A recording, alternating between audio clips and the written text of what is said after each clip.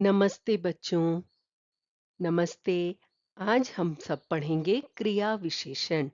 क्रिया विशेषण किसे कहते हैं, इसके कितने भेद होते हैं, इसकी पूरी विस्तार से आज हम जानकारी लेंगे। क्रिया विशेषण शब्द भी अव्यय में ही आते हैं, जैसे कि इसका नाम है क्रिया विशेषण। विशेषण हमने पढ़ा था।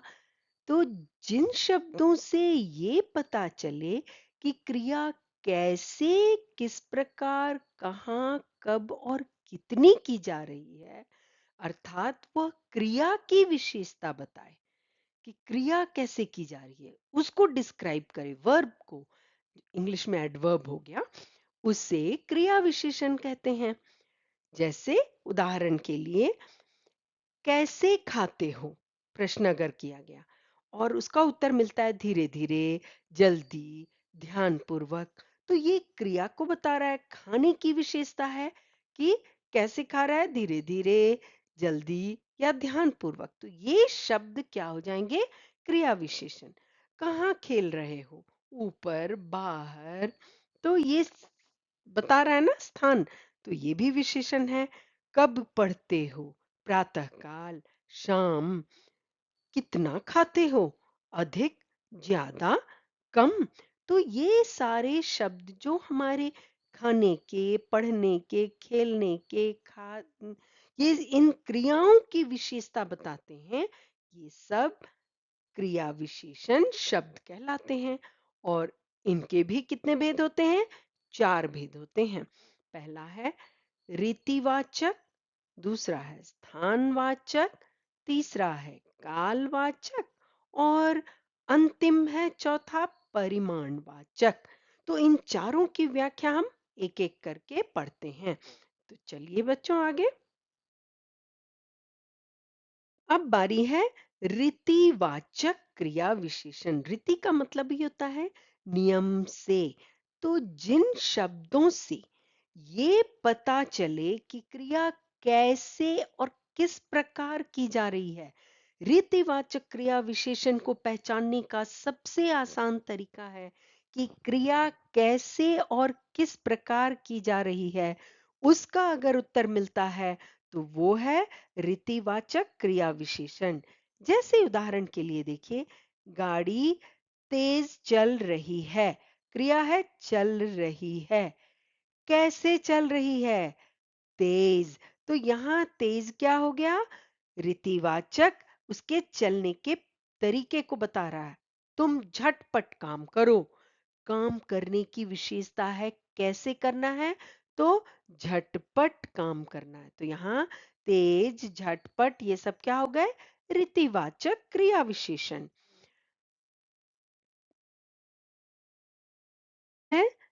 स्थानवाचक क्रिया विशेषण, तो ये क्या होता है, तो चलिए हम पढ़ते हैं। जिन शब्दों से क्रिया के घटित होने के स्थान का पता चले कि आखिर ये क्रिया हो कहाँ रही है।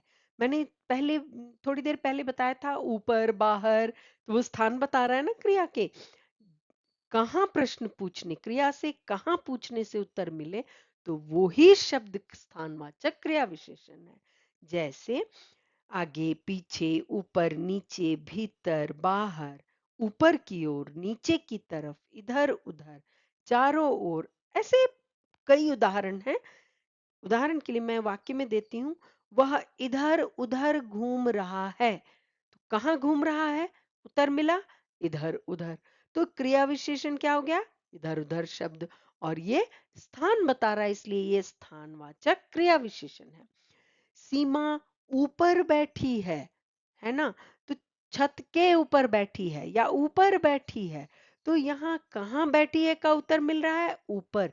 तो क्रिया की विशेषता जो है वो स्थान के रूप में है। कहाँ घूम रहा है, स्थान बता रहा है, इधर उधर।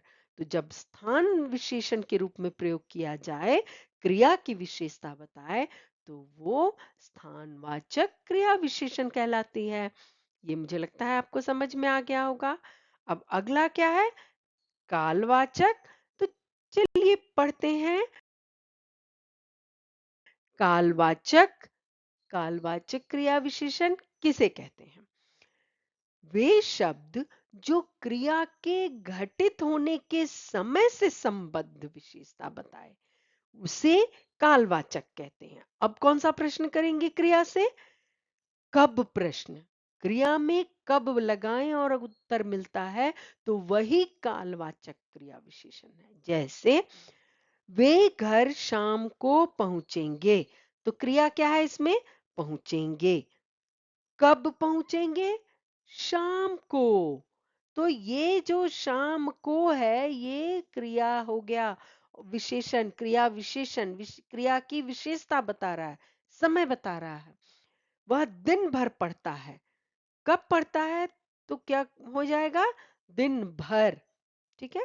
तो जब भी क्रिया की विशेषता जब समय बताए तो वो क्या हो जाता है?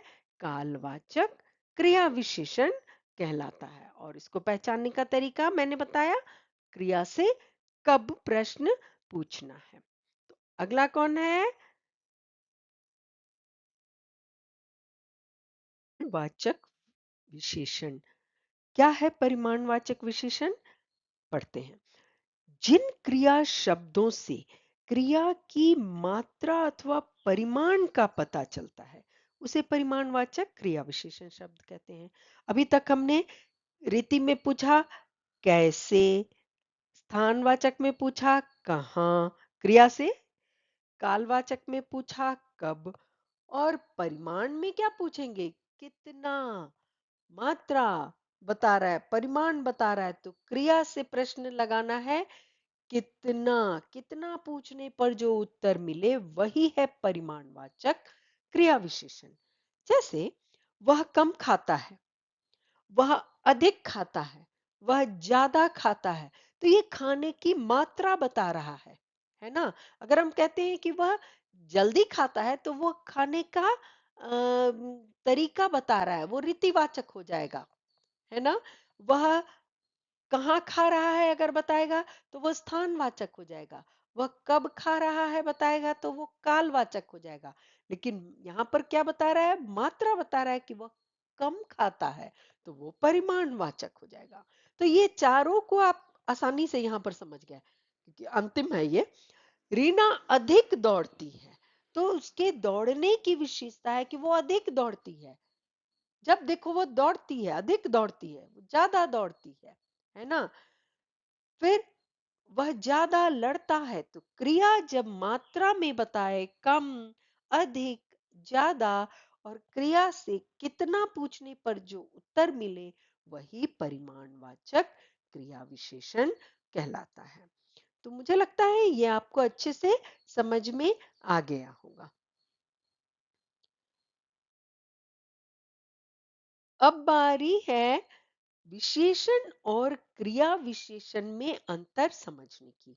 आखिर इन दोनों को कैसे पहचानें?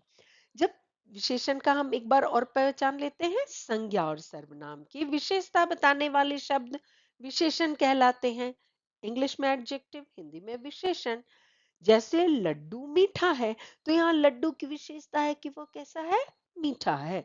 सुंदर फूल खिले हैं, तो यहाँ फूल कैसे हैं? तो सुंदर हैं। तो यहाँ फूल की विशेषता है वह सुंदर है। तो यहाँ मीठा और सुंदर विशेषण है जो कि संज्ञा लड्डू और फूल की विशेषता बता रहे हैं। ठीक है। अब क्रिया विशेषण को पढ़ते हैं। क्रिया की विशेषता बताने वाले शब्द को क्रिया विशेषण कहते हैं। जैसे वह सुंदर लिखता है, तो यहाँ पर सुंदर फूल की विशेषता थी पर यहाँ सुंदर लिखने की विशेषता है। और लिखना क्या है? क्रिया है। तो क्रिया की विशेषता मैंने अभी अभी बताया था, क्रिया से प्रश्न क्या कर सकते हैं? कैसे, कहाँ, कब और कितना। तो क्रिया है लिखता है, कैसे लिखता है? उत्तर मिला सुंदर लिखता है। तो कैसे कौन सा क्रिया विशेषण होगा?